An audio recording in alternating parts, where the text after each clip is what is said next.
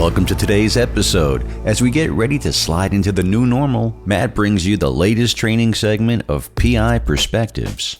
Today we look at networking and marketing and what to expect in the next few months as we struggle to get back to a regular schedule.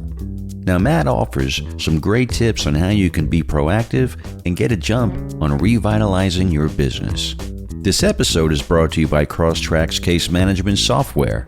Crosstrack integrates with programs you already use like QuickBooks, DelvePoint, ScopeNow, Investigation Video Editor, Word, and more. The integrations combined with powerful features such as automated audio transcription and report generation help investigators generate revenue and improve efficiency.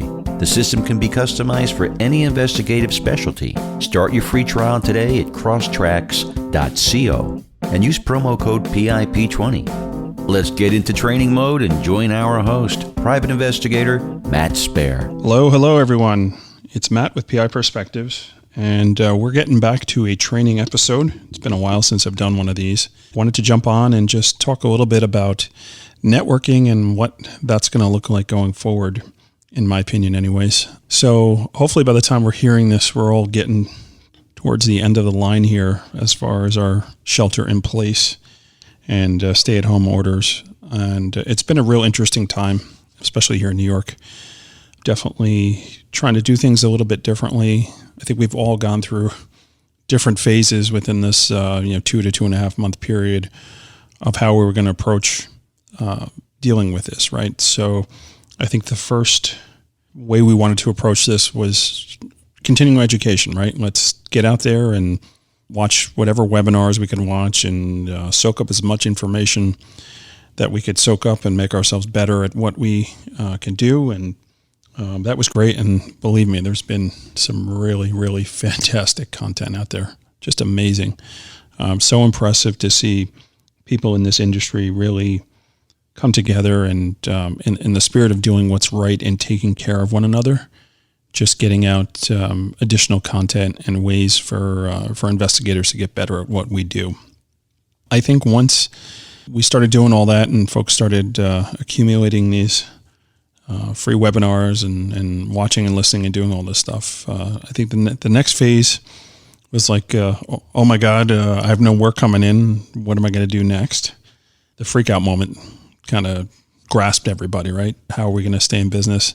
How are we going to keep things moving? How are we going to put food on our table? And, let's file for this loan and that grant and see what we can do to get going. And there was like a big push to do that. And a lot of us did all that paperwork and did what we needed to do. And some of us were late to the game and had to wait until round 2. I'm appreciative to our associations out there that got a lot of the information out on how to do this stuff and where to go, and I feel like everybody did a real good job of getting info out and making sure everybody knew where to go and what to do.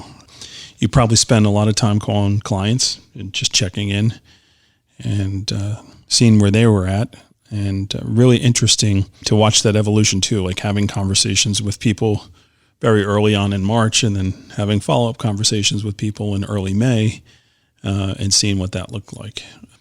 For me, what I noticed in talking to my clients was initially nobody was touching any files, right? It was like, hey, I'm on vacation. I'm home. I'm not doing anything.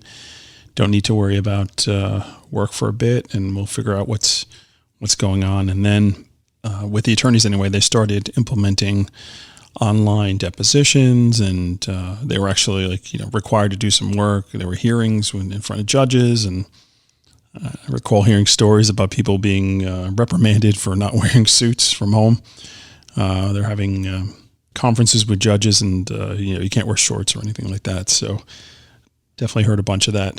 And as my clients started to actually pick up files and go through and really start to examine what they can do when they were home, I started getting a little more work in, which is always comforting, but still having to deal with that specter of like the great unknown.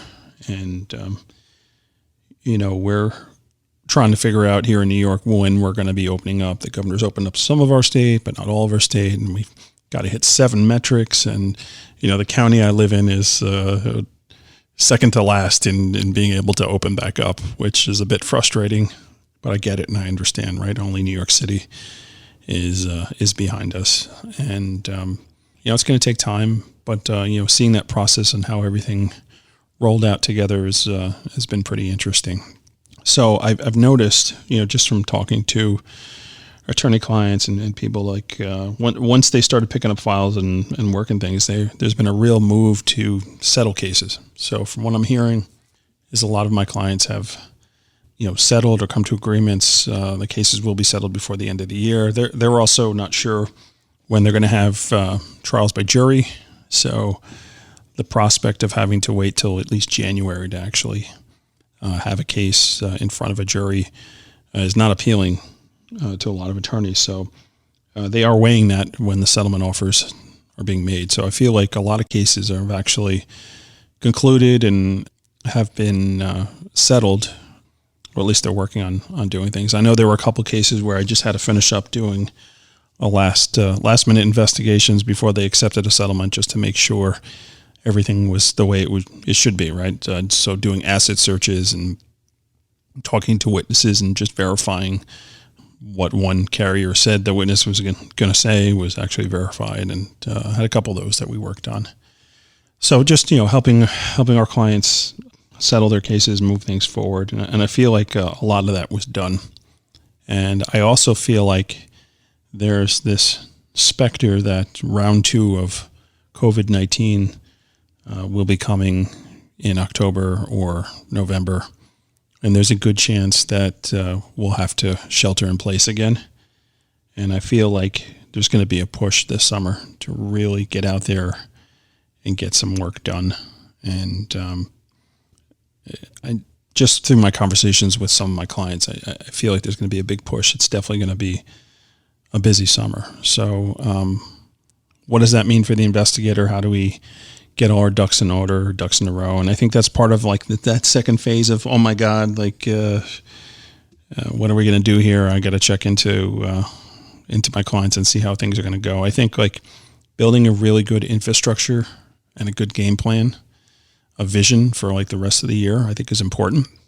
Figuring out how you want to spend your resources in advertising, how you want to do your marketing, and how you want to do your networking. So that was something I wanted to talk about today as far as the networking goes. Like, what's that going to look like? And going forward, what can we expect the rest of the year? And we'll get into that in a little bit. We'll cover some points on that. But, it's been a really interesting experience, a lot of introspection of like reviewing my business model, how I was operating my business, and what I want my business to look like going forward. I've kind of had an epiphany, right? So everything was moving very, very quickly for 2020. I was having a bang up year. I mean, probably my biggest year ever. And we were just crunching work out left and right. And I felt like things were starting to slip away as far as being in control of the product that was going out. And, during this slow time, I've reevaluated that. And I wanted to kind of restructure my team and how we're doing our investigative work and making sure everything's getting done the way it's supposed to be. And, at the end of the day, I think I've decided to scale back my business a little bit and just take a different approach to doing things. I'm forced to modify my pricing, right, to reflect all the insurances and the craziness that's going to go up, and just the big unknown. I think across the board, the cost of doing business in New York City or New York State is definitely going to take a hit, because I think just all our expenses like insurances and things like that, they're just everything's going up, right? So being able to plan and be proactive on that, preparing my clients for what they can expect going forward. I know I've been doing constant contacts, just trying to stay out there, and I got to say it worked, right? So sending out those constant contacts that we're still there, we're still in business, we're ready to take on the work that you need to do. I definitely got work from that. I definitely got clients who I had not heard from in years just said, "Oh, yeah, I didn't realize you're still open. I have this I need done. Can you solve this problem for me?" And we're definitely able to do that. And I had a lot of work come across my plate, the things that I really typically did not specialize in. And it was nice to be able to farm that out to other investigators, people that I trust, my circle of investigators, and keep them working as well, right? So that was nice to be able to farm work out and help maybe other investigators in our community that were struggling to get work, to keep them busy. So that was good. We were able to do a lot of those things. So just being very present and having a clear plan, analyzing my business. I know I talked about it on earlier shows. I implemented a case management system, Crosstracks, which I'm hooked. I love it. It's definitely fantastic. If you're not using Crosstracks, definitely you want to reach out to them and give them a try, see what they can do. It's really helped me organize everything to a better level, better extent of what I'm looking to do. So, getting that in place was really important, touching base with clients and just laying the foundation for what work is going to look like when they go back to work. Like one of the conversations I had with an attorney recently was, what are your plans for going back to business, right? And they were talking about staggering their employees, right? Not having more than 3 or 4 people in the office each day, and having up the partitions and barriers, and having the employees come in after rush hour, start late, end late, so they're not exposing them to the subway system during rush hour. I thought that was really interesting. And one of the things our governor was talking about was having a game plan and submitting a plan for approval, which I don't know if that's going to happen or not, but should be interesting. So I think we're going to take a quick break. And when we come back, we're going to jump into the whole networking and marketing and what that's going to look like. So sit tight. We'll be right back. PI Perspectives is brought to you by Scope Now. Have you tried Scope Now 3.0 yet? Make sure you visit their website and check out the webinar on TikTok investigations. There's some real cutting-edge research tips in there. Check out Rob Douglas's episode on our program last November to learn more about Scope Now 3.0, or visit scopenow.com. Sign up and use promo code PIP20 for additional savings. Are you ready for the future of networking and learning for private investigators? Imagine an online community with a vast amount of training and resource material. What if we told you some of the best content and technology providers will give you discounts and benefits for signing up? Well, get ready for the investigators-toolbox.com. Coming online next month. Learn more at investigators-toolbox.com.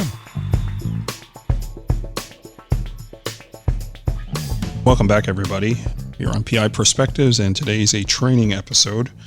Before we took a break, we were just talking about networking and marketing and what that's going to look like post-COVID-19 and the brand new world that we live in. How are we going to network and build our business? It's very interesting. I see like a move of everything going electronic, and we see it already, right? So the webinars that were out there was the first stage, right? Get your continuing education online. Here's some free stuff to look at. Here's some paid stuff to look at. There's all different content that's been thrown out there. Some of it free, some of it paid. You've got great content that was provided by the Hetherington Group. They initially had given some free webinars to association members, and they've got some other good resources out there. They're definitely something you want to look at if you haven't already. Take a look at their site. So what is that going to look like, right? How are people going to network? How are people going to talk to one another? How are people going to learn together? So I see this real push of things continuing to grow online. We've got the webinars, but now what's going on too is you have these association events, right? The dinners, the seminars, things that we all used to go in person are now postponed until at least September. I think the next in-person event that I have scheduled to go to is the NCISS in Arizona, which I believe is in September. And then you've got Osmosis in October in San Diego. I, at this point, have plans to be there. I know they've actually announced that you can attend that Osmosis online, right? You have the option to either do in person or to do an online course, which I think is really neat. So, you can see people that service our industry, other investigators that offer content. Everyone's getting very creative with how they're trying to keep that networking environment going. So I see like a real push for community investigators to have those relationships with one another. And I see just the shift for it going online.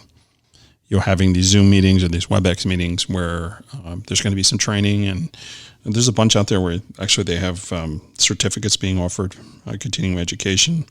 So it's really, really great. It's great to see that as time is getting tough and things are struggle to get together, people in our industry are definitely being creative with how they're getting their content out there. And I see a real push into doing that, right?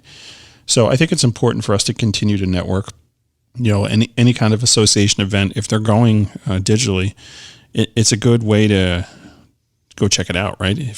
If you're not even a member of the association, maybe they are open to having non-members attend, and it's a good way for you to see what they're about and what they're offering, and see what kind of value a membership would add to you. So I've always been a big believer in definitely being a part of at least your state association, but also having the national and international associations as well, right? So NALI, the National Association of Legal Investigators, NCISS, very important. In addition, for me, like anyways, in New York, ALDENIS, right? The Associated Licensed Detectives of New York State. If you are in New York and you are a private investigator, you definitely should check out the Associated Licensed Detectives in New York State, ALDONYS.org. Go check it out. It is just a big group of investigators that cover all of New York State. So like when I get jobs that come in, like up in Utica or Binghamton, and I don't want to drive all the way out there, I can just hire a local investigator to help me out. I've got some great resources up in Buffalo that handle things up in Utica, where I have happy clients because we're taking care of things very quickly, and I don't have to get in the car or hop on a plane or do anything like that, keeping the cost down. And then you've got your national associations as well. From time to time, when things come up, I need things handled in other states. There's some great associations out there, and they come to me in New York when they need things done in New York. It's great to be part of that network and have people that you trust to handle these things for you. You're going to see all these associations start to offer digital content, training, networking, virtual happy hours. I think I'm attending my first virtual happy hour this Thursday for the Society of Professional Investigators. By the time actually this episode airs, it would have passed already. But that's something that's going on as well. So being able to do that, and even the World Association of Detectives is another good one if you're not a member of that one. WAD covers all over the world. There's you have access to investigators in every country. It's a pretty amazing organization. So they're getting creative as well. They've got content out. I know Stephen Komorek, who was on a couple of weeks ago, talking about human lie detecting. He's going to be teaching that for a webinar with WAD, and it's exclusive only for WAD members. Again, by the time this episode airs, I believe class would be over already, but it's definitely something you can go to their website, and I'm sure they're going to have archived where you can go check it out. So you're going to see that big turn. And, what's the future going to look like in going to events? Are people actually going to go to live events? I don't know. I don't know what that looks like. Is it going to be safe? I know WAD has not canceled their Aruba conference yet, and as far as I know, it's still on, and I think they're treating it like they're going to go ahead with it, and hopefully they'll see who attends and what that's going to look like. But these are historically been great events, and now we just don't know what they're going to look like. I think with Osmosis taking a very proactive approach to offering the conference both in person and digitally, I think is really interesting and very cool way to have more people attend, right? Maybe typically you didn't want to take 3 days off from your job to go attend one of these things, and now you have the ability to do it remotely. I think is really neat. So you're going to see stuff like that happen, and it's very, very interesting. On a smaller scale, what's networking going to look like for you and your business and driving business up, right? Can you go and have those lunches or those dinners with clients? I don't know. I don't know what that's going to look like. Can I take a client to a sporting event? Well, not until they start playing sports again, and allowing people to actually sit in the crowd. I know that's something that they've been talking about with Major League Baseball and basketball and the NFL, right? So they're probably eventually going to have sporting events. Whether or not they're going to allow people to actually sit in the crowd is something that we're going to have to figure out. So are you going to have those opportunities to network with new clients, like potential new clients? How is that going to look like?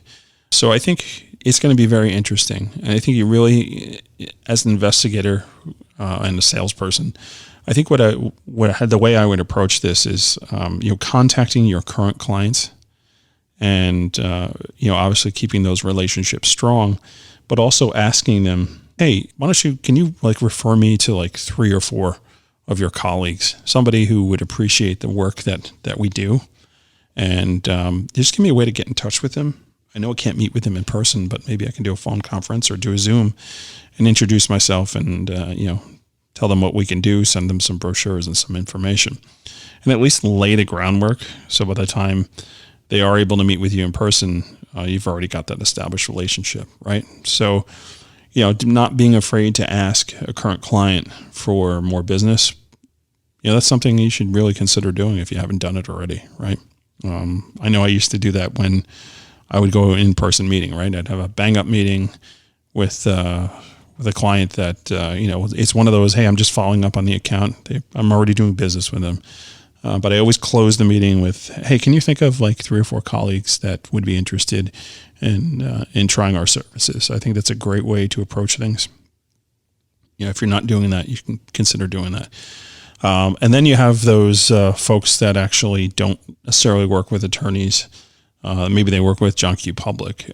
I think, and everyone jokes about this, but the writing's on the wall with it, that there are going to be a lot of divorce actions, a lot of spousal insecurities after the lockdown, right? People may consider to start divorce actions or child custody disputes, really trying to get a sense of who's doing what. I think there's going to be a huge challenge for people doing surveillances going forward, because targets are going to be wearing masks for the foreseeable future, right? So how can you guarantee the person you're videoing is the actual person that you're supposed to be videotaping, right? You have a good idea. Yeah, they came out of the house that they live in, and they're the right height and the right build, and they kind of look like who they are supposed to be. But I think you're going to see some smart attorneys that are going to question whether or not that is actual evidence, right?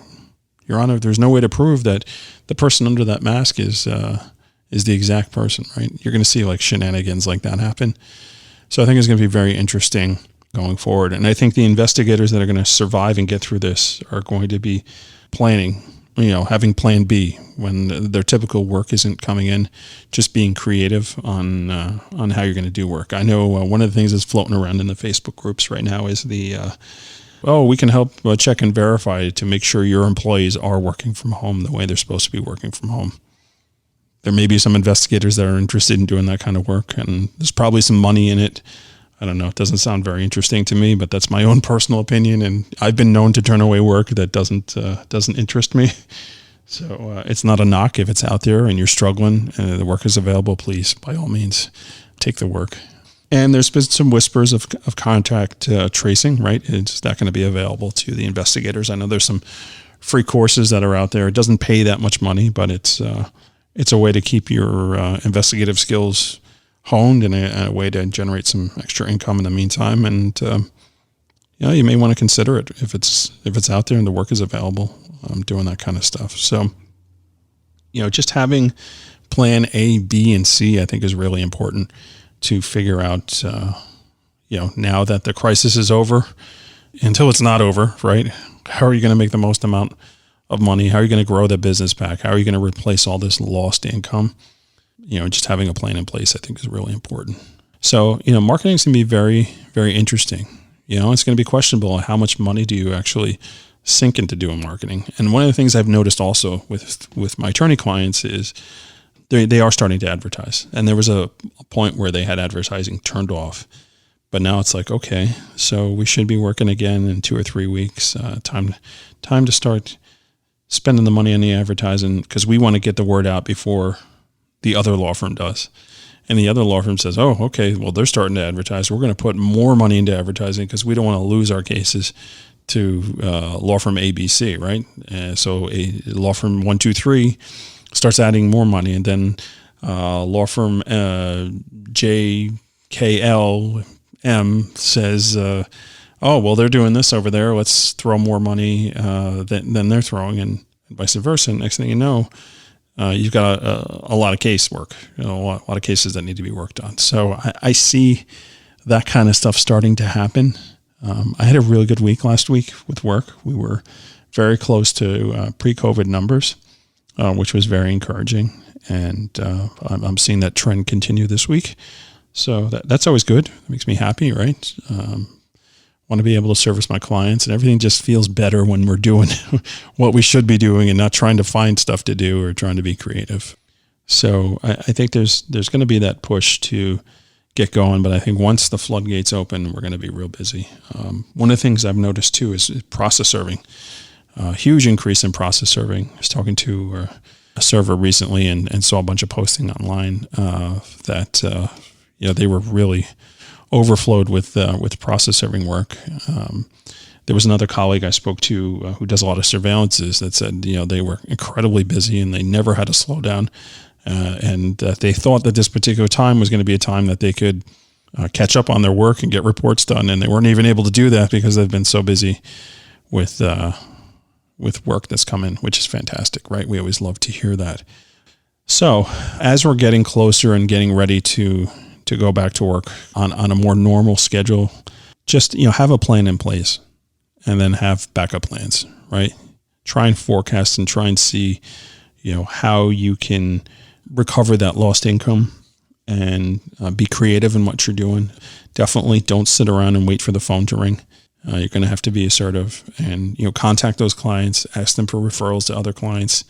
If you work with John Q. Public, then, time to turn the advertising back on and get to work and, have a message. Have a message to the people you're trying to reach that hits home. I also see a big push for estate work, right? I've had a bunch already, right? People that unfortunately have passed from COVID-19. Now there's some surrogate work that needs to get done. They got to probate wills and all that stuff. And there's a bunch of investigative work that needs to get done, family trees and locates and, making sure everyone's notified. You're going to see a lot of that work too. You're going to see an incredible amount of fraud that's already taking place. People trying to take advantage of the situation. I know we had Bruce Sackman on recently talking about that stuff and Nick Hemanitis talking about that stuff. I think you're going to see a big push to continue doing that kind of thing. So that's my words of wisdom here. I think we're going to wind this show down. I just wanted to get on and just talk one-on-one with you guys, so no guest, and just talk about game plans and just what it was like for me going through all this. And I've got some big plans going forward with networking and things like that. You're going to hear about it. You've heard a little bit about the Investigators Toolbox, and that's something that we'll be launching in June. And it's an online networking community for licensed private investigators. There'll be really good forums, a teaching and learning section, and a resource section for OSINT and paid database and apps and things like that. But today's not the day to discuss all that stuff. It's coming, I promise you soon. We'll do a show on it when it's ready to go.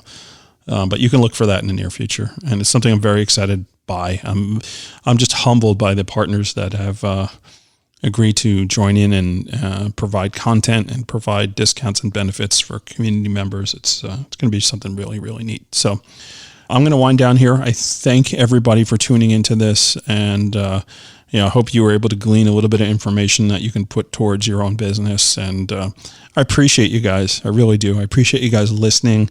One of the silver linings in this whole shutdown is the show has grown by leaps and bounds. There's so many people listening to the show now, and I want to see that continue to grow. So please like and share it with any other investigators that you think would benefit from this. leave a review on iTunes. It's very helpful for me with sponsors and for rankings. If you leave a comment in the review or give a rating, really good for the analytics. So I would appreciate that. But thanks, guys, and we're returning back to regular episodes next week. I got some great content coming up. I think I'm booked into July already. I think I'm mid-July. But you're really going to love the guests that are coming up. I got some really great shows. And thank you again, everybody, for all the support. Have a great week, and we'll talk to you soon. Take care. Bye. Thanks for checking out the show today. We hope you're excited to get back to the normal work schedule as Matt is. We also want to thank Crosstrack, Scope Now, and Investigators-Toolbox.com for sponsoring the show. Please, folks, check out their sites and consider using their services. Make sure you use code PIP20 for additional savings. Next week, we have a great guest. Kirby Pleases joins us to talk about Reddit investigations. This is an episode you don't want to miss. Please be sure to give us a rating and review on Apple Podcasts and share the show with your friends. Send them a link. Have a great week. Stay safe, and thanks for tuning into PI Perspectives.